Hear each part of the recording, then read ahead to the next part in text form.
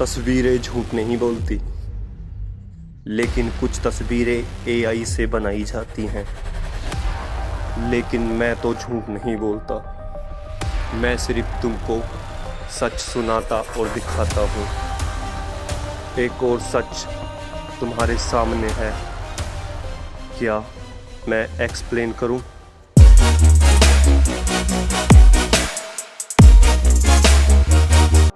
शहर जब सो जाता है तब जागती है एक ऐसी दुनिया जिसे आप और हम कबाड़ा कहते हैं, लेकिन जिसे आप कूड़ा समझकर फेंक देते हैं उसकी कीमत करोड़ों में है। और उस करोड़ों की मलाई को चाटने के लिए पर्दे के पीछे चलता है एक खूनी खेल।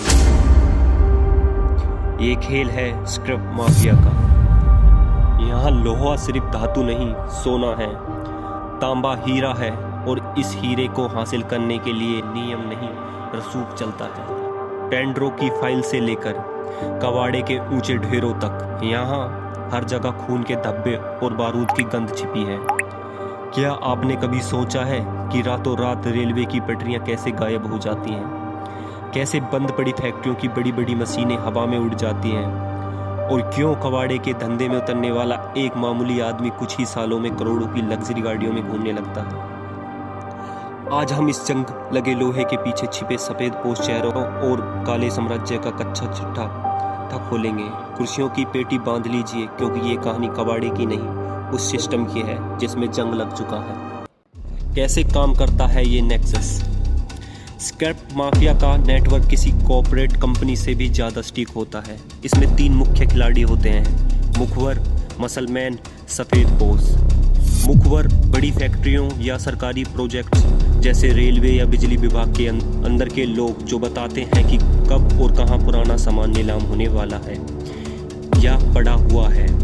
मसलमैन, इनका काम टेंडर की नीलामी के वक्त दूसरे असली व्यापारियों को डराना धमकाना होता है, बोली सिर्फ उनके भाई के नाम छूटे, मतलब कि दादागिरी करने वाले। सफ़ेद पोश, वो नेता या अधिकारी जो मोटी कमीशन के बदले इन ट्रकों को बिना कागज के बॉर्डर पार करवाते हैं। रेलवे ट्रैक की चोरी, कई बार माफिया रातों रात रेलवे की पुरानी पटरियां तक उखाड़ ले जाते हैं। बिहार के समस्तीपुर से है, जहां चोरों ने 2 किलोमीटर लंबा रेलवे ट्रैक चोरी कर लिया है। पंडौल से लोहाट चीनी मिल की तरफ गई रेल लाइन से 2 किलोमीटर पटरी चोरी होने का मामला सामने आया है। रेल ट्रैक की बिजली के टावर, बंद पड़ी फैक्ट्रियों की विशालकाय टावर और तांबे के तार रातों रात गायब कर दिए जाते हैं। तांबा इस मार्केट का सबसे कीमती हीरा माना जाता है। शिप ब्रेकिंग यार्ड्स गुजरात के अलग अलग जैसे इलाकों में भी इस माफिया की जड़ें बहुत गहरी होती हैं, जहां जहाज को काटकर उसके कीमती पुर्जे अवैध तरीके से बेचे जाते हैं। जहां करोड़ों का मुनाफा है वहां खून बहना लाजमी होता है भाइयों। 2023 के बीच नोएडा और गाजियाबाद के इलाकों में कई एनकाउंटर और शूट आउट हुए। रवि काना कांड उदाहरण के तौर पर बहुत है। से गैंगस्टर रवि काना की रिहाई मामले में ये कार्रवाई जो की गई है, इसमें विभाग ने जेल प्रशासन की गंभीर लापरवाही मान ली है। बिना न्यायालय की अनुमति के आरोपी को छोड़ देने पर यह कार्रवाई की गई है। मामले को न्यायिक आदेशों की अवहेलना बताया गया है।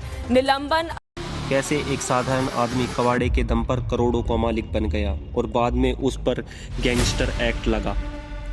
सिंडिकेट माफिया खुद को बिजनेसमैन दिखाते हैं, लेकिन पर्दे के पीछे वे हथियारों की सप्लाई और ड्रग्स के धंधे में भी शामिल हो जाते हैं, क्योंकि स्क्रैप का धंधा ब्लैक मनी को वाइट करने का सबसे आसान तरीका है। सड़क परिवहन और राजमार्ग मंत्रालय ने voluntary vehicle fleet modernisation programme VVMP अथवा स्क्रैपिंग नीति की शुरुआत कर रही है। ये विन विन सिचुएशन है। किसी गरीब आदमी का व्हीकल हम खत्म कर दे, उसको बंद कर दे, इस प्रकार का भाव इसमें नहीं है।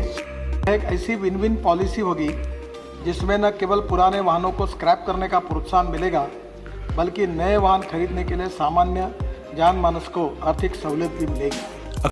आज सरकार व्हीकल स्क्रैप पॉलिसी लेकर आई है ताकि यह धंधा सकिट हो सके, लेकिन माफिया अब ई-वेस्ट और मोबाइल पार्ट के स्क्रैप में अपना नया घर तलाश रहे हैं। कबाड़े का यह खेल सिर्फ जंग लगे लोहे का नहीं है, बल्कि यह व्यवस्था में लगी उस जंग की कहानी है जिसे माफिया अपने फायदे के लिए इस्तेमाल करते हैं। अगर वीडियो पसंद आई हो तो लाइक करें, कमेंट करें और मेरे चैनल को सब्सक्राइब करें।